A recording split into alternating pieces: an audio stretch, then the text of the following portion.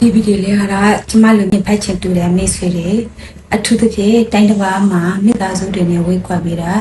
အိမ်မပြန်နိုင်သေးပဲနဲ့အလုပ်ကိုကြိုးစားလုပ်ကိုင်နေရတဲ့မိတ်ဆွေတွေတွေ့လို့ဖြစ်ပါတယ်။ကျမနာမည်ကတော့သူဆောင်ဖြစ်ပါတယ်။လက်ရှိစင်ကာပူမှာသူနာလူတယောက်ဖြစ်နေ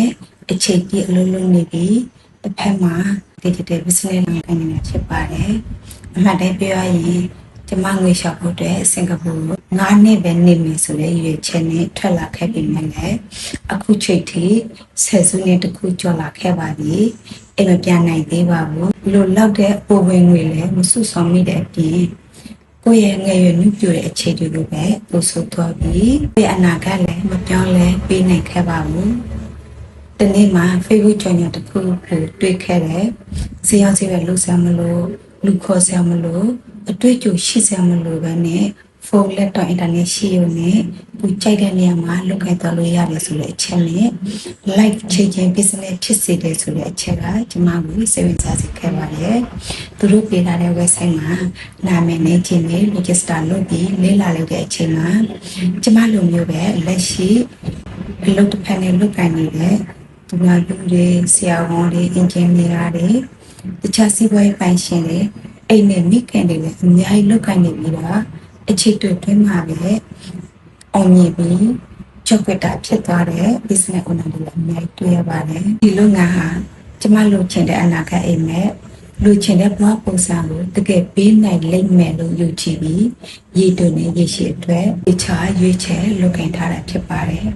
ဘာလို့ရတယ်လဲဆိုလို့ရှိရင်ကိုကြိုက်တဲ့ social media platform ဖြစ်တဲ့ YouTube Google Instagram TikTok အစရှိတဲ့ platform တွေပေါ်မှာ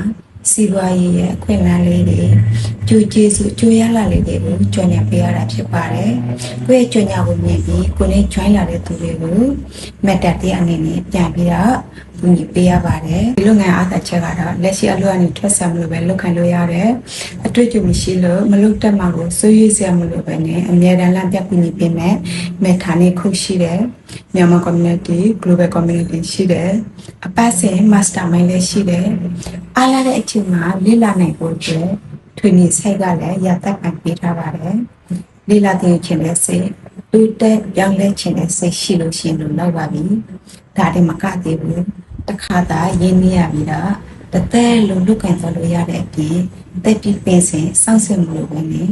ကိုကြိုးစားရင်ကြိုးစားတယ်လို့အချိန်တူတွေမှာပင်စင်လာစားခါစားပြီးရှိတယ်။ကိုမလို့နိုင်တော့တဲ့အခါဆိုလို့ရှိရင်ကိုယ့်ရဲ့တပ်သမီးတွေကိုအမှုအဖြစ်လွယ်ပြောင်းပေးလို့ရတယ်။မိတ်ဆွေတို့လည်းကျမလိုမျိုး comfort zone ကနေထွက်ခွာပြီးဝန်ထမ်းဘဝကနေကိုယ်ပိုင်လုပ်ငန်းရှင်တယောက်ဖြစ်ချင်တယ်ကိုယ့်ရဲ့ဘဝကိုကိုယ်တိုင်ဖန်တီးပုတ်ဖော်ချင်တယ်ဆိုလို့ရှိရင်တော့ကျမ website ဖြစ်တဲ့ www.tudesa.com မှာနာမည်နဲ့ခြင်းနဲ့ register လုပ်ပြီးတော့ free webinar ကိုအခမဲ့လေ့လာနေပါတယ်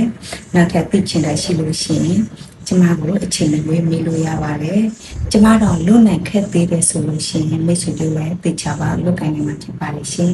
ကျေးဇူးတင်ပါတယ်ထဲမှာဆိုကြပါမယ်